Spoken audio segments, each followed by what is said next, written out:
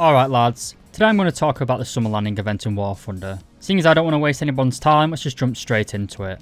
This event starts today on the 6th of August and ends until the 30th of August, basically 24 days. The entire operation is broken down into 12 separate stages, with each stage lasting 2 days. You have 3 separate different stages, one for air challenges, one for naval challenges, one for ground forces challenges. Every 2 days you must complete 3 out of the 5 tasks available. Doing this will give you a golden star. Unlocking more of these golden stars can be used to unlock certain vehicles. When you acquire 5 golden stars from either of the challenge sets, you unlock a premium vehicle. In the air tech tree, that's the VL Maersk, a rank 2 Swedish premium. In the tank tech tree, that's the Chak-Chi, a rank 1 Japanese premium. And in the naval challenges, that's the RN Avieri, a rank 3 Italian premium destroyer. If you're lucky enough to earn 10 golden stars, you can get the Buccaneer S1 in the British tech tree, the BMD-4 in the Russian tech tree, and the Bussard, a rank 5 German coastal vessel, which in my opinion is pretty dead on arrival, but in my opinion, the BMD-4 is the best vehicle available in this update, or this operation, sorry.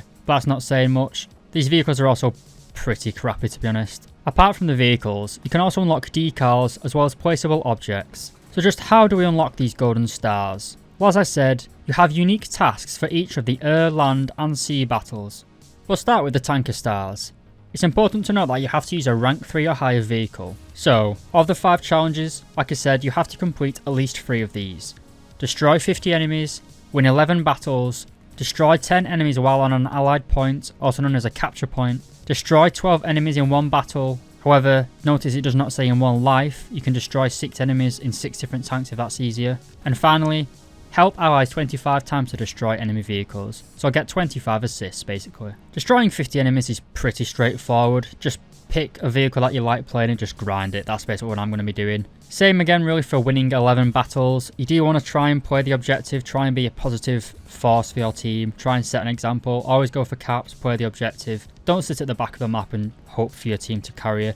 We're all War Thunder players who know that teammates are an absolute joke. So get forward, get stuck in, you get those wins eventually. Unlike previous events where it was usually capture 15 capture points I believe or something like that, they've changed it now to destroy 10 enemies while on an allied point. So you can basically just camp on a cap circle and just let enemies come to you. Might make you quite an easy open target, but hey ho. Destroying 6 enemies in realistic battles isn't as hard as or as daunting as you think it is. Like I said, you don't have to kill them all in 1 life. You don't have to kill 6 people in a single tank spawn.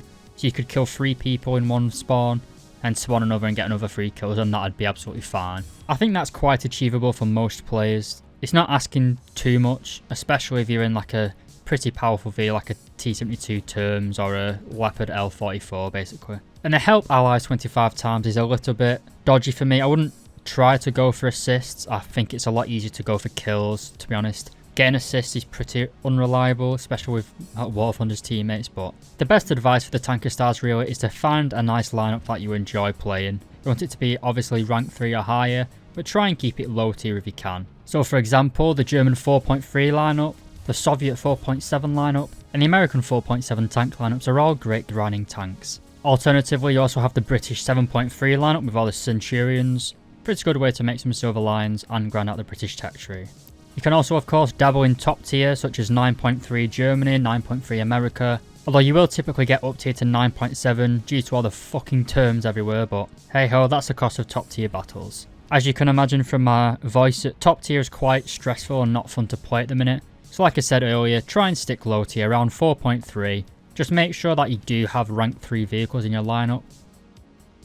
Alright, moving on to the pilot stars. And again, just like the tanks, you need to use vehicles of at least rank 3 or higher. Now the reason I'm doing the pilot star second is because you can multitask in ground forces battles. Any kills or assists you get in ground forces, such as bombing an enemy tank or shooting out their engine with a ground strike aircraft, will count towards these challenges. You do not need to get the pilot star rewards in air realistic. You can do it in ground realistic as well. So for the pilot stars, the 5 tasks are to destroy 40 enemies in AB, which is 20 in realistic, win 9 battles, drop 13 tons of TNT, destroy 12 enemies in a single battle, or 4 in realistic, and get 13 assists. Now this is where the magic of efficiency comes in. If you're grinding out both the ground and air challenges, as I said, you can do both in ground realistic battles. You can get a few kills in a tank, and when you die, spawn a cast plane, then get a few pilot star kills as well. For example, in the American tech tree, you could get a few kills in a Hellcat, then spawn in a P-47 and get a few ground attack kills, as well as knocking out a few enemy ground attack aircraft in the same time. This allows you to contribute towards both the pilot and tanker stars in one game mode. So if you are grinding out both the pilot and tanker stars, I'd highly recommend doing the tanker star challenges first in ground realistic battles, as you can essentially kill 2 birds with 1 stone. But for the destroying 40 enemies, it's pretty straightforward, either grinded out in air realistic battles or in ground forces battles as I just mentioned. Same again really for winning 9 battles, it's just playing the game. It's not hard, you can't really influence your team that much in air realistic. It's not really objective based, is it? It's more just having a good team, which is quite hard to have a good team in War Thunder. Dropping 13 tons of bomb TNT on enemy bases is quite straightforward, especially if you do it in arcade battles, where your bombs will get a respawn time of about 1 minute or so. It's easier to do this in attacker aircraft, such as the Skyhawks or the Corse, I can't remember what it's called. Basically any vehicle that gets an attacker spawn, so like the AV-8C, the Harrier, the Su-17. When you spawn in these vehicles, not only do you get an advanced forward spawn, but your bomb timer renewal is also a lot shorter than actual dedicated bombers. So it's actually quite easy to do this in arcade battles. If you are going to do it in realistic though, you can use the TU-4, the JU-288 if you want to spread a bit of cancer on the side. Basically anything fast with a high bomb load. You could also do this towards top tier with the numerous jet bombers in the game, such as the IL-28, but using a selection of fast bombers in Air Arcade is probably the best. Specifically around battle rating 4.7, the Germans have got a lot of DO-217s, each of which carry 4 500 kilo bombs. So if you have a full lineup of DO-217s, you can basically just spam bombs really. Nice and straightforward, you might get shot down quite a lot, might be a bit frustrating, but it can be done pretty quickly. Destroying 12 enemies in one battle. Just like the ground forces battles, this doesn't have to be in one life. This only applies to Air Arcade battles obviously. In realistic battles, which is what I play mainly, you do only have 1 life. So in realistic battles it is get 4 kills in a single life. Now I used to be able to do this quite regularly in planes such as the G55S and the J6K1. It's also worth noting you can get this 4 kills in a single life in ground forces as well. So if you have a vehicle with a heavy bomb load such as a P-47, maybe you get 2-3 kills with the bombs and then you could take out an enemy plane and that's your 4 kills. For most players it's probably easier to get bomb kills than it is to get air kills in realistic battles, so you really need to utilise ground forces battles for the pilot stars. You can get so much of the pilot stars done in just ground forces battles. Seriously lads, it'll change the way you play the game. If you're lucky enough to have the AU-1 or the A2D Sky Shark thing, which carry a shitload of bombs and are pretty fast, getting 4 kills with bombs is actually quite easy if you know what you're doing, as long as you don't have pretty good SBA players, so just keep that in mind. And finally the 13 assists, that is quite hard, not because it's hard to get assists, just because it's quite hard to get them regular. It relies on your teammates being skilled and actually getting the kill, which as I've covered several times in this video, having good teammates in War Thunder is a lot more rare. You're more likely to get a pack Puma from the bloody Battle Pass drop thing than you are to get it from a good teammate. So yeah, quick conclusion, most people aren't going to watch the Naval section because no one plays Naval, so I'll just go over the key points. Play combined battles for both the tanker and the pilot stars. Take a good CAS aircraft into your ground forces battles, and you can grind both the pilot and tanker stars at the same time. That being said, let's get on to the Naval. Alright, the Sailor Stars. Unlike the previous 2 sets of challenges, you can use rank 2 or higher vehicles for this one, not rank 3. Our first challenge is cause 300,000 damage whilst controlling a naval vessel. You then have win 8 battles, destroy 5 enemies while on an allied point, destroy 8 enemies with torpedoes, either fired from a vessel or an aircraft, and finally, finish in first place in a naval battle. While 30,000 damage does sound daunting, this doesn't have to be done in a single battle. It has to be achieved in the space of 2 days. This is actually incredibly easy, especially in lower tier naval around 4.3 to 4.7, where destroyers have fast firing guns.